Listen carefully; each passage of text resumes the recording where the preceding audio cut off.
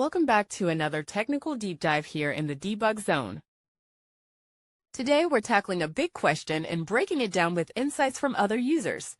Hopefully this clears up some misconceptions and helps you get the answer you need.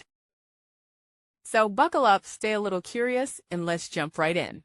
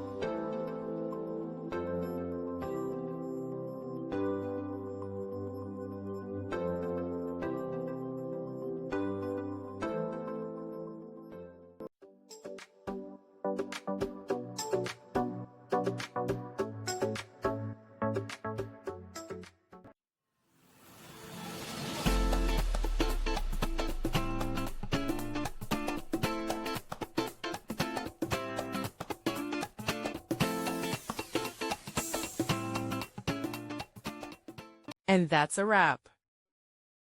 I hope you found the answer you were looking for.